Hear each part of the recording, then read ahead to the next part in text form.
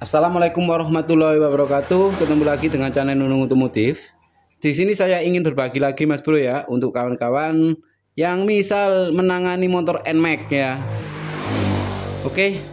Jadi alhamdulillah di sini saya selalu dapat lemparan dari bengkel kawan atau bengkel lain ya, yang dia itu kurang teliti ataupun kerja itu nggak menisan ya, nggak sekalian gitu ya, biar nggak kerja dua kali ya. Oke, di sini kedatangan satu unit NMAX new ya, NMAX new.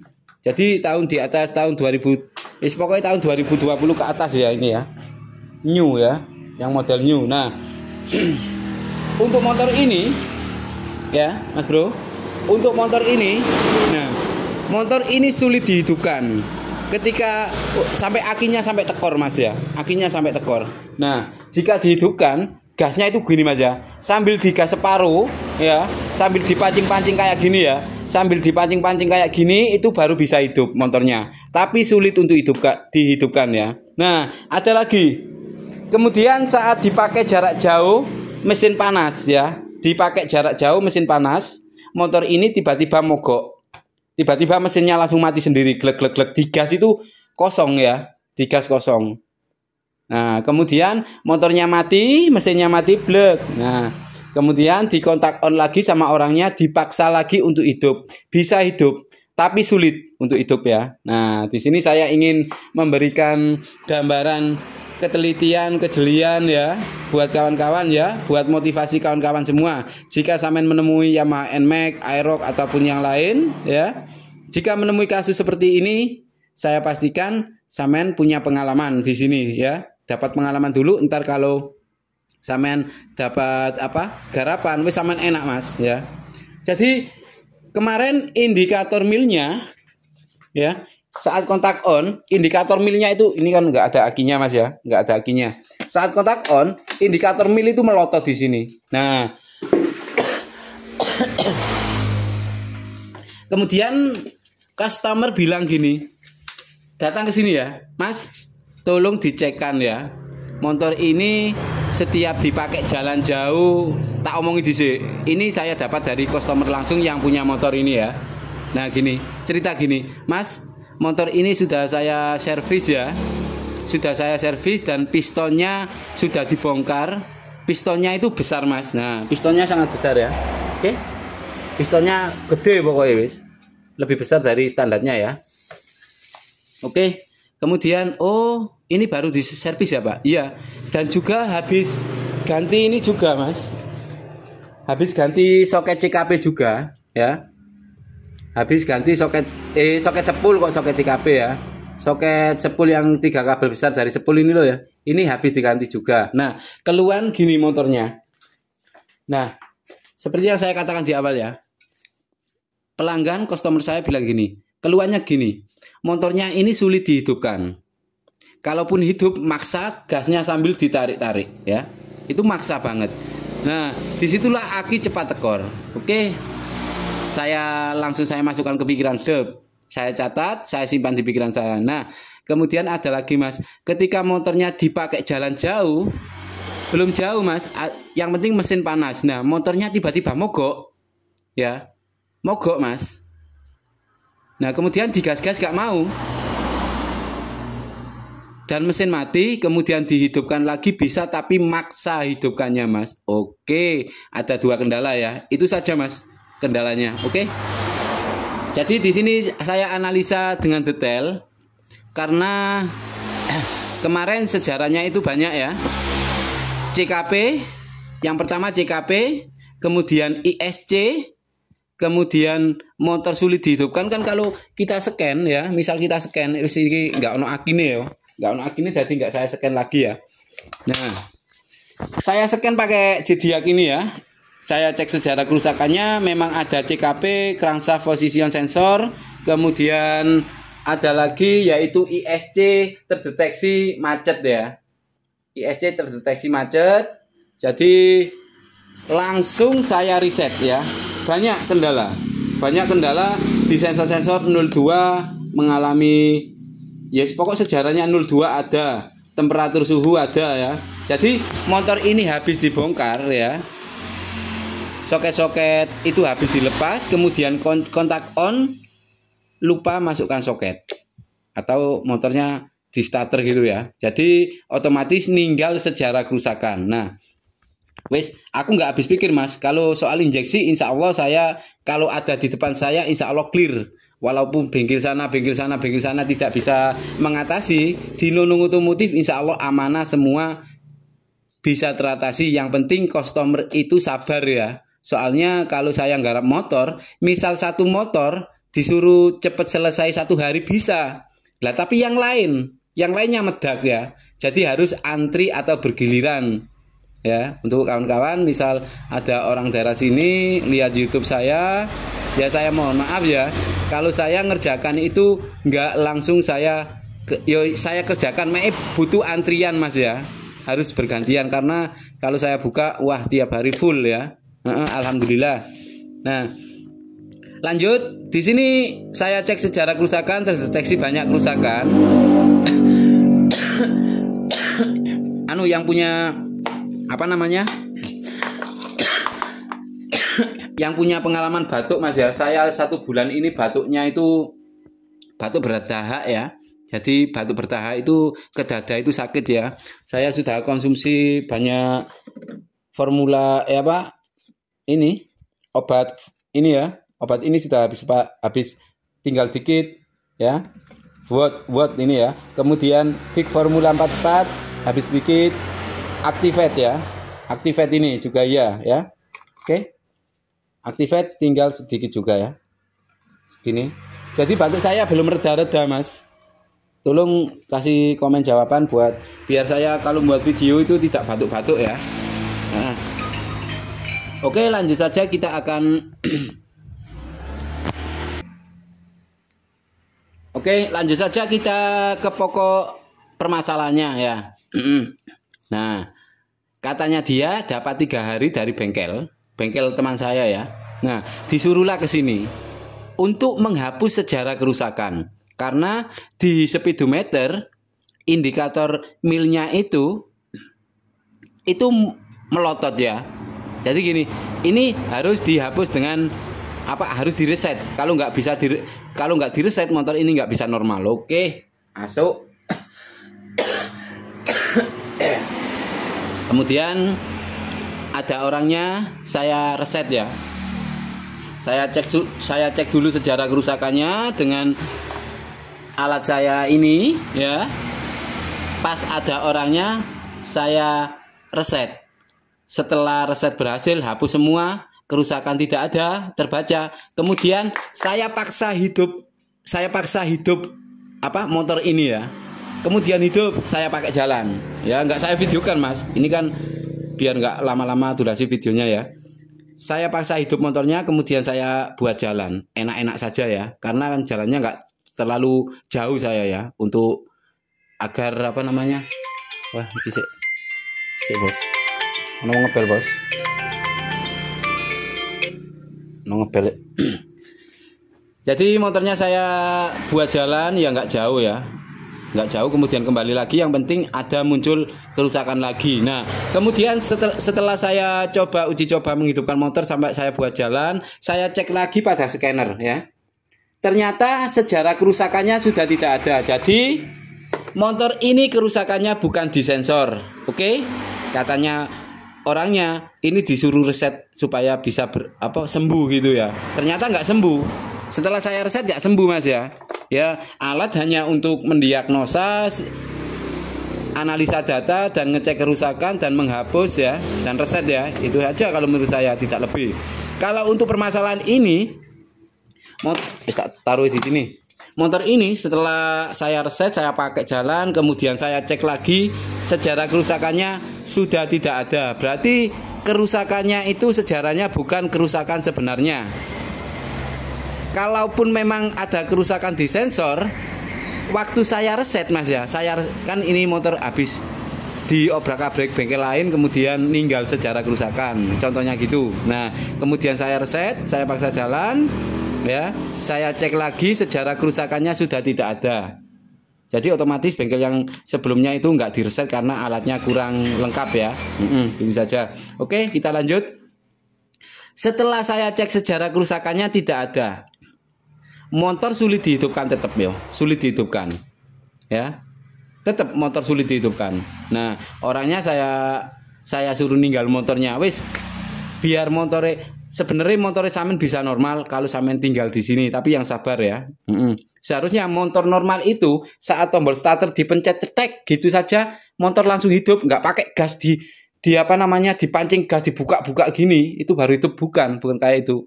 Bukan kayak itu ya. Speed rem ditarik, tombol starter dipencet, jreng. Seharusnya kayak gitu. Oke? Ngerti yang saya katakan ya.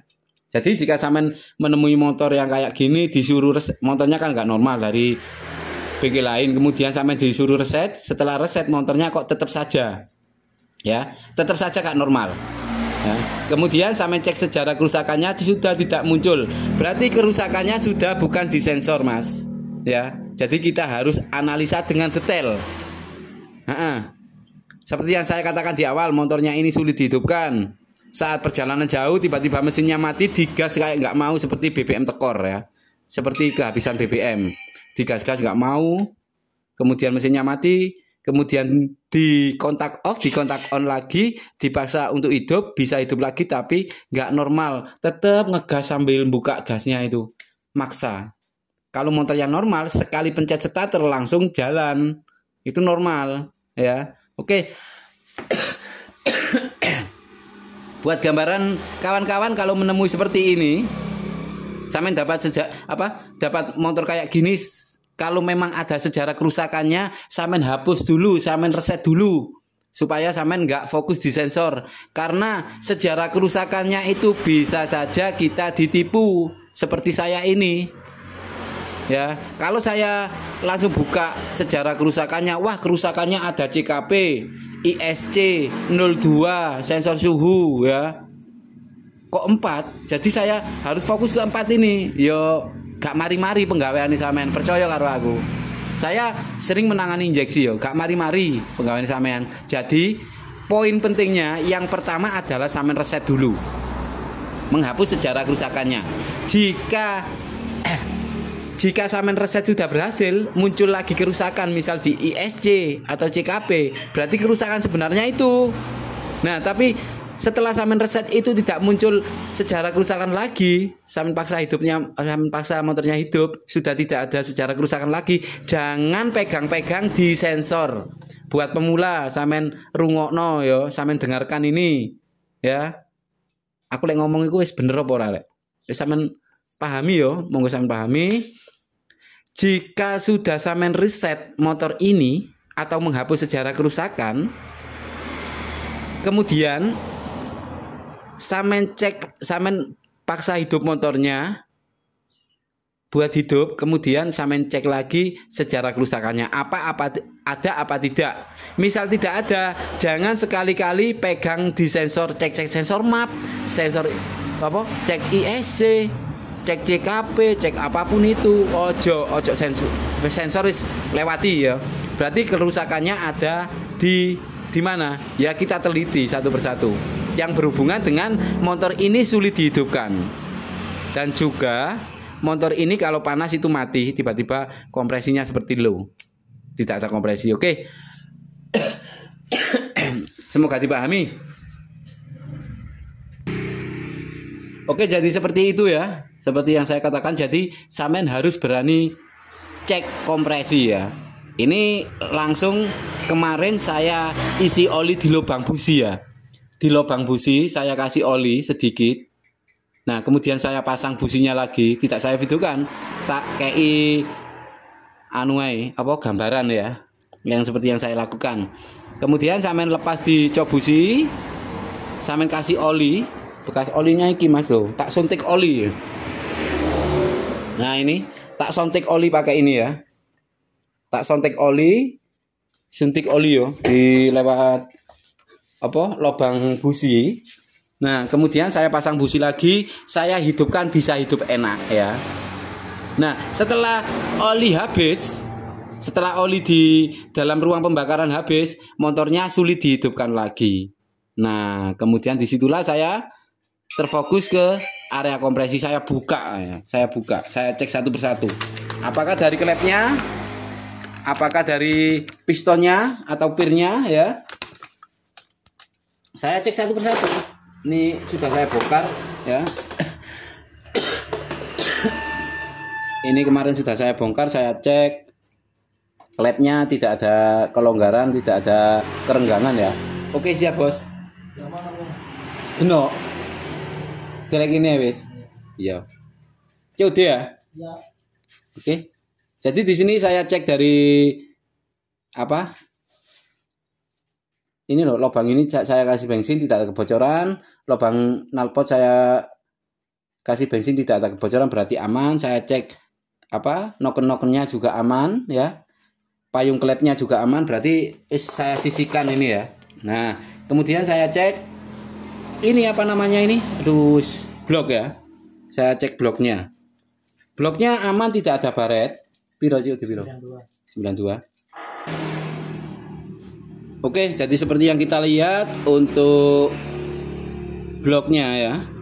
Bloknya ini masih mulus ya. Oke, suwun bos ya.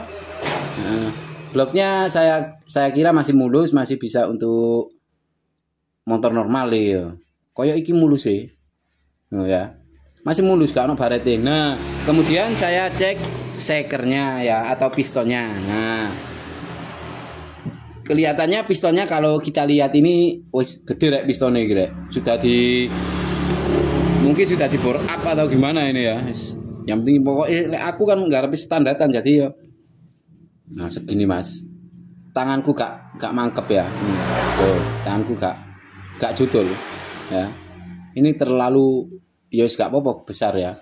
Loh ini kok ada misal ada nanya mas itu ada kayak natap itu. Bukan ini bukan natap. Ini bekas obeng kemarin anak-anak itu dibuat apa jenenge? Mbok kene-kene nolo.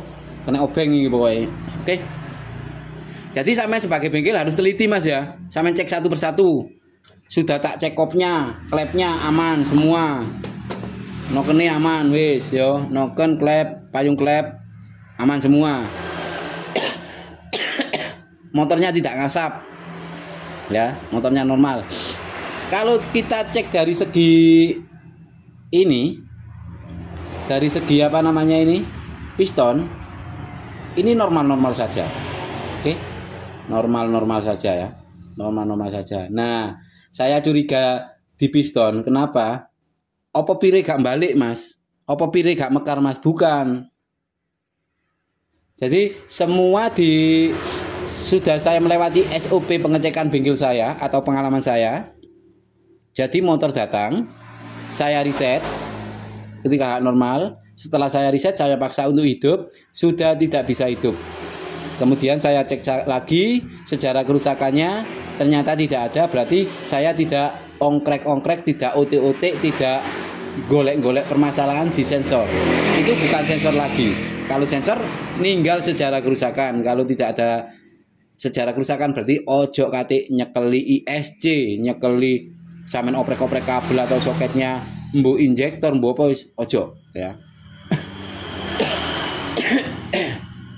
Oh, injektor bisa jadi bisa. Sorry saya salah ngomong ya. Pokoknya jo nyekel apa oprek-oprek di sensor sih istilahnya. ISC, sensor map, sensor suhu 02 wis gak usah. Injektor bisa jadi ya mas. Injektor mampet bisa jadi. Ini kemarin sudah saya coba injektor baru, tetap motornya nggak bisa hidup. Coba busi saya cek, coba businya baru, businya saya cek, businya baru. Nah kemudian di situ saya punya pikiran, wah higis berpikir ya, dalam logika saya, imajinasi saya, wah ini harus bongkar mesin. Karena apa? Karena saat dikasih oli dari lubang busi, motornya bisa hidup enak, tapi kalau olinya sudah habis di ruang pembakaran itu, motornya sulit dihidupkan lagi. Jadi saya bongkar, saya teliti satu persatu, mulai dari klep, payung klep, ya tidak ada kerenggangan, normal semua. Pokoknya darah blok ini apa? Darah kopi normal. Saya cek di sini, kop blok ya, bloknya normal. nggak ada masalah, tidak baret.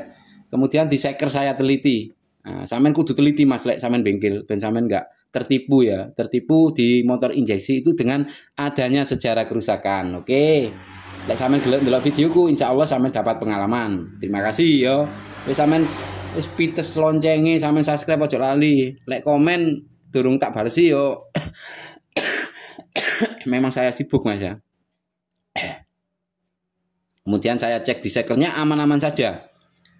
Apa pirnya nggak mau balik?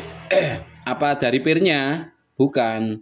Pirnya sudah mekar, nggak gancet pirnya ya. Kemudian saya cari-cari ya. Saya cari-cari, saya putar-putar kayak gini di area pir seker. Nah gini. Kemudian ada kejanggalan ternyata di pistonnya atau sekernya ya. Ini ya. Nah ini.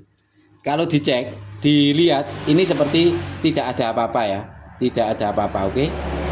Sangat mulus, tidak ada apa-apa. Ternyata pistonnya ini rompal yang tengah ini. Yang di bawahnya pir kompresi ya. Di bawahnya antara pir kompresi sama ring ya. Antara ring kompresi sama ring bilas. Ya. Ini ada rompal. Ono sepeda banter paling arek nyoba sepeda. Nah, ini saya gedruk-gedrukan ya. Sama enggak teliti. Enggak iso ya. Tak gedruk-gedrukan dulu. Nah, ini. Ketika saya gedruk-gedrukan di sini kan ada kerenggangan. Ini ada kerenggangan di pistonnya. Kemudian yang sini loh ya. Ketika tak cukit, nunggu. Sih dia ya. Nah, sini tak gedrukkan lagi ya. Oh, tak ginikan aja. Wah, sulit. Nah ini ya. Di pistonnya Mas. Duh, pistonnya pecah ini. Oke? Pistonnya pecah. Sik. Nah ini. Nah ya. Sudah tahu ya. Pistonnya ternyata pecah. Bukan saya yang mecahkan ya, awalnya itu. Ya mungkin dari pemakaian orangnya ya. Nah ini pistonnya pecah ya. Oke masuk. Wis tak kandani gue. Kalau dari segi yang saya lihat ini sudah lama ya. Ini hitam ya. Dalamnya ini hitam. Kalau masih masih bening, misal bening, nggak hitam kayak gini, berarti itu baru rompal ya. Tapi di sini kelihatannya hitam, di sini juga hitam ya. Berarti rompalnya sudah lama ya. Mungkin bengkel yang sebelumnya ini analisanya kurang, padahal sekernya sudah dibuka. Mungkin dia sudah mengerti kalau memang motor ini low kompresi ya, atau kompresinya lemah. Tapi cuma langsung dipasang lagi, bilangnya gitu. Sudah dicek sekernya kan sudah besar. Pistonnya udah besar, kemudian orangnya dibilangin katanya pistonnya sudah besar. Pak ini Pak ini gan gitu ya. Oke. Jadi permasalahan motor ini sudah saya tangani dengan detail. Mana yang membuat motor ini sulit dihidupkan? Ternyata ada kebocoran di ruang kompresi ya. Ada lemah di ruang kompresi ya. Ternyata dari pistonnya yang rompal. Ini kilo rompal Mas. Bukan editan, bukan settingan ya. Piye aku kate mutulno matano piston koyo gini, ya nggak iso Mas. Dikamakno nggak iso ya.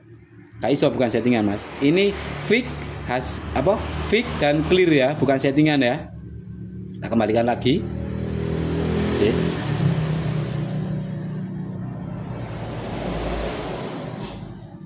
Nah, kalau dikembalikan kayak gini ya, dikembalikan kayak gini kalau sampean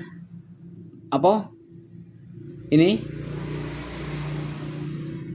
apa namanya ini, terus aku ora pati apal aku ngene iki. Nah, sambungan ini loh Mas. Sambungan ini sampean arahkan pas di piston yang rompal, motornya maka sulit dihidupkan. Walaupun digeser kayak gini, tetap motornya sulit dihidupkan ya. Kalau diposisikan pas rompalan ini, motornya sulit dihidupkan. Tapi kalau dikasih oli, motor bisa hidup. Tapi kalau olinya sudah habis, motor nggak bisa hidup. kalau disejajarkan dengan yang rompal ini. Tapi kalau digeser kayak gini, sebelah sini gini ya, tidak sejajar dengan yang rompal di sini, motornya masih bisa dihidupkan walaupun tidak dikasih oli, tapi mancing, ibarat starter itu sambil buka-buka seperti awalnya yang saya temui dari orangnya itu ya. Nah, segitu aja. Jadi masalah motor NMAX ini sulit dihidupkan ketika jalan jauh, motornya mogok, ternyata ada di pistonnya, yaitu pistonnya sudah rompal. Nah, ini pistonnya ada rompal ya. Oh, ternyata ada dua, Mas. Ada dua, Mas. Bentar ya, ada dua ya. Ini tak lepasi dulu ya. Oh, sorry. Teliti aku mek siji soalnya. Tak lepasi dulu ya. Nah, ringnya tak lepas dulu. Ternyata yang rompal ada dua, Mas. Sorry. Tak pikir satu. Ya mesti ae. Nah, ini. Ternyata yang rompal ada dua ya. Bentar ya. Ini dan ini. Nah, ini.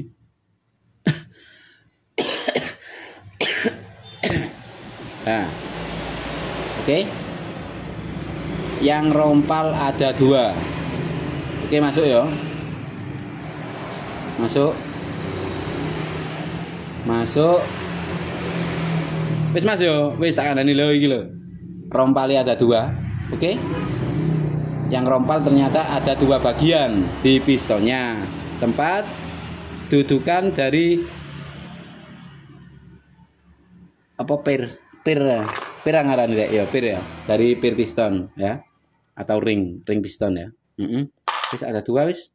Pantes saya motornya nggak bisa dihidupkan wis gitu ya. Saya akhiri sampai di sini dulu tentang penanganan motor NMAX yang sulit dihidupkan.